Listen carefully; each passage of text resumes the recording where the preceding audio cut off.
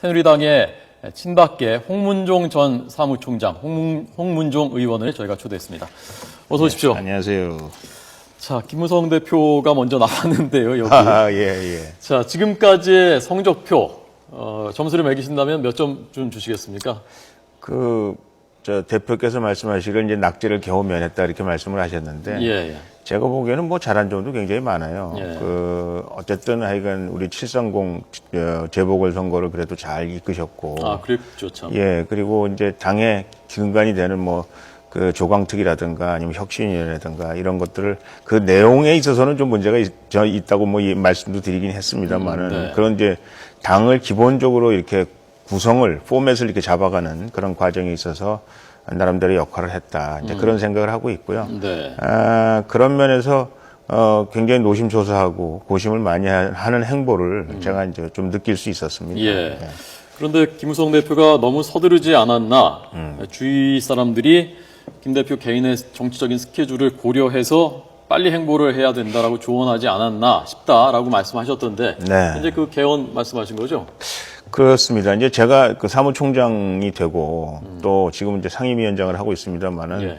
주변에 있는 사람들이 항상 사무총장으로서 뭐가 가장 큰 이슈가 되고 어떤 사람들의 관심을 끌 수 있는 아젠다가 뭐냐. 예. 이런 것들에 대해서 끊임없이 조언을 하고 또 그런 일들에 대해서 빨리 치고 나가야 된다. 이렇게 얘기하는 분들이 많이 계시거든요.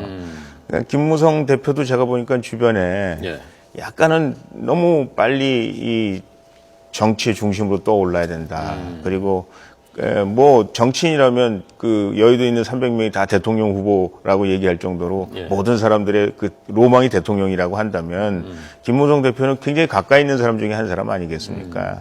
그러니까 주변에 있는 분들이 이제 그런 얘기들을 이제 빨리 하여간 이슈를 선점해라. 예. 빨리 아젠다를 빨리 선점해라. 그리고 치고 나가야 된다. 이런 얘기들을 하셨던 것 같고 그래서 아마 김무성 대표로서는 주변에서 그렇게 하는 얘기들에 대해서 호기심을 안 가질 수가 없지 않았을까 그런 생각이 있고 이원 집정부제나 내각제에 대해서는 옛날부터 관심이 있으셨던 분이니까 예. 이미 다 정리가 된 얘기를 풀어놓으신 것이었으니까 네. 시기에는 좀 문제가 있었을 수 있었지만 예. 본인 생각을 말씀하신 거다. 저는 그렇게 생각하고 그것이 우리 당이나 또 청와대나 이런 데서는 좀 걱정하게끔 했던 것도 사실이 아닌가 싶습니다. 예.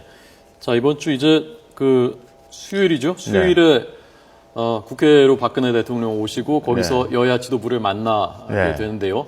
김무성 대표하고 대통령께서 만나셨을 때 무슨 얘기가 오갈까? 어떤 표정일까? 굉장히 벌써 궁금해하는 사람들이 많거든요. 네. 김무성 대표가 여러 번 얘기를 했고요. 대통령하고 각을 세우지 않겠다.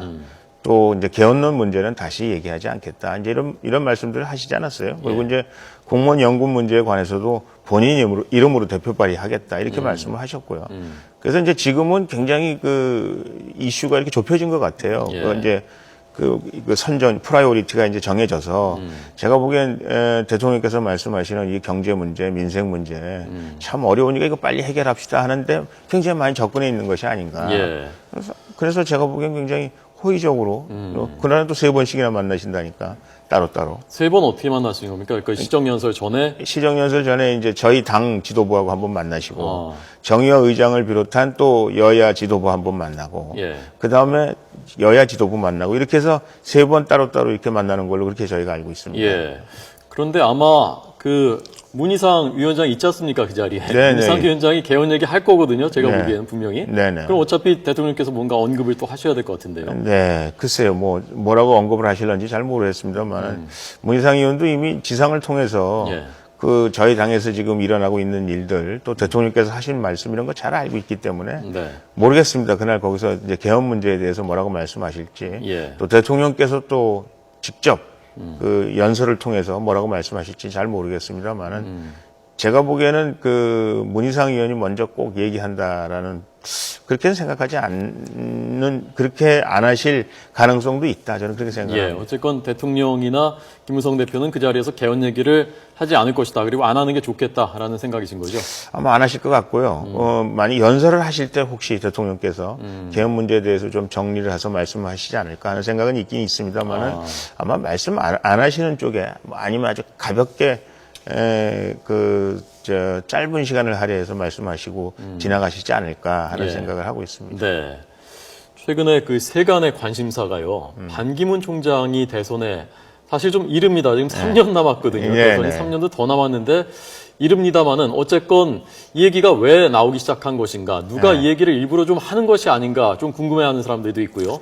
조금 전 들으셨죠, 반 총장이 했다는 얘기요. 그 반기문 총장께서 저하고 동창입니다. 어디 동창인가요? 예, 하버드 행정대학원 동창인데요. 아, 그렇군요. 그때는 이제 우리 반기문 총장은 이제 나이가 많으신 이미 그 외교부 공무원이셨고 이제 저희는 학생이었고 그래서 하버드 캠퍼스에서 만났는데 예. 이혜런이 그때부터 범상한 인물이 아니었어요. 그때 몇 년도인가요? 그게? 1982년, 1년 이렇게 됩니다. 82년이요? 예, 오래됐습니다. 예. 근데 이제 그때부터 제가 이제 반 총장님이 참 고매한 인격을 가지고 계시고 그때부터 친반계셨군요. 친박계, 친반계를 겸하고 계신 거 아닙니까? 그래서 이제 한국 오실 때마다 뵙고 예. 뭐 여러 가지 좋은 말씀도 하시고 그랬는데 아까 김성건 의원 하신 말씀하고 이렇게 연계를 해서 보면 예.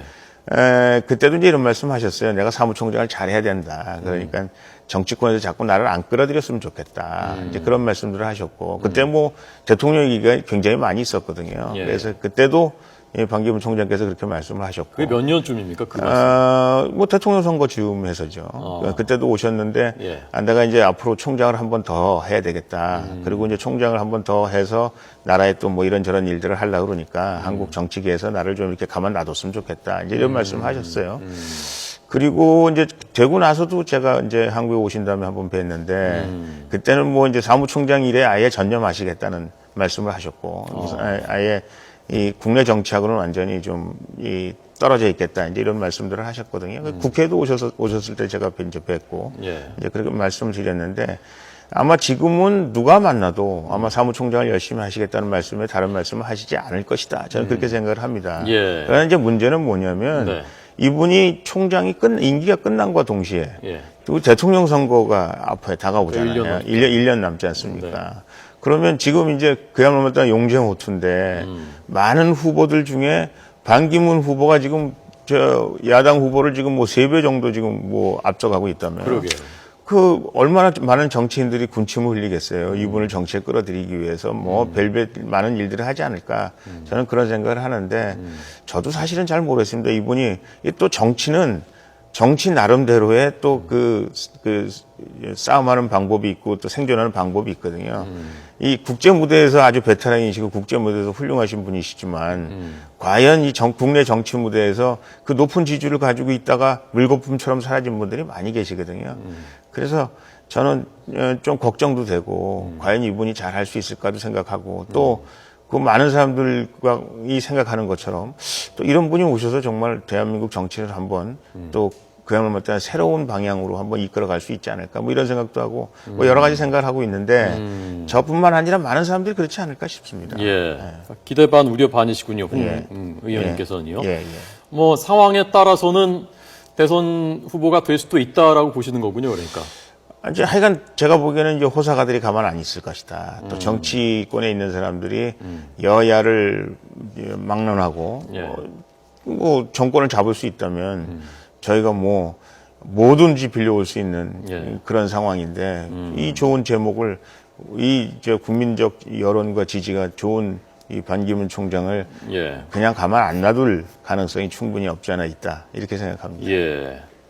그 가만 안 놓아둘 말하자면 정치 주체들 세력들이 예. 누구일 것이냐에 대해서 얘기가 오가는데. 그거는 먼저 두고 봐야 되겠죠. 예. 이제 제가 보기에는 이 반기문 총장께서 상당히 개혁적인 마인드를 가지고 계시긴 합니다만은 네. 기본적으로는 우익적인 사고 방식을 가지고 있다. 보수. 예, 보수 개혁 이 예. 정도로 아마 표현을 하면 적당하지 않을까. 이제 예. 저희가 그때는 참 우리 반기문 총장님이 총장님 되실 줄 모르고 뭐 여러 시간을 많이 보냈습니다. 그때는 뭐 맨날 이제 가방 싸들고 같이 공부하러 다녔으니까. 예.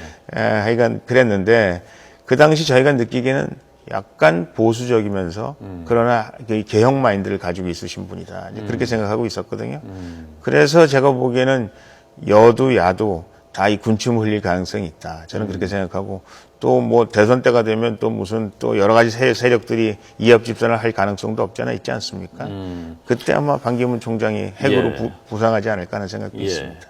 그래서 지금 친박계의 다음 대표 주자가 누구냐 뚜렷하게 지금 뭐 이정현 최고위원도 있고 서청원 최고위원도 있고 뭐 홍 의원님도 있습니다만은 다음 대선에 내세울 만한 그런 마땅한 카드는 지금 보이지가 않고 네. 그러니까 아마 친박계 또는 청와대에서 반 총장을 좀 염두에 두지 않겠느냐라고 보는 사람들이 꽤 있거든요 지금. 네.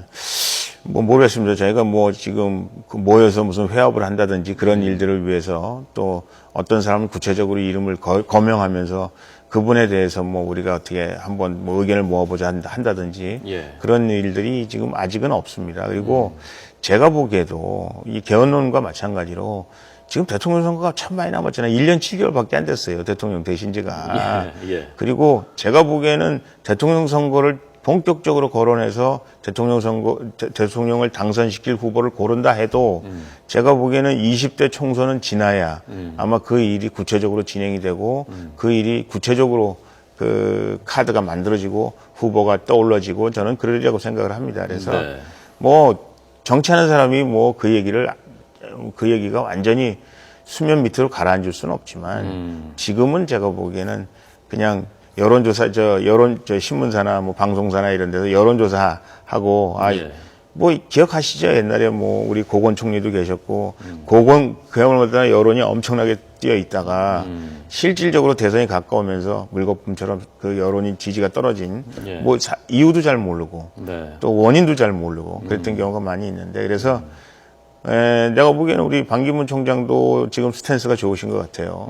정치하고는 이렇게 좀 간격을 두는 게 좋은 것 같고. 지금으로서는 예, 그게 지금으로서는. 그리고 뭐 모셔오고 싶은 생각을 가지고 있는 분도 제가 보기에는 지금서부터 너무 반기문 총장을 모셔오면 또 무슨 옛날 고향이 있을 때 뭐 어땠다 뭐 이런 얘기서부터 뭐 별별 얘기가 다 나올 가능성이 있기 때문에 총장 하시는데 별로 도움이 안 된다. 저는 그렇게 생각을 합니다. 그래서 좀 우리가 옆에서 관찰하고 박수 쳐드리는 일이 우리가 해야 될 일이 아닌가 싶어요. 예, 알겠습니다. 자, 오늘 새누리당 친박계 대표 주자 중에 한 분입니다. 홍문종 새누리당 의원이 보는 전국에 대해서 들었습니다. 잘 들었습니다. 고맙습니다. 감사합니다.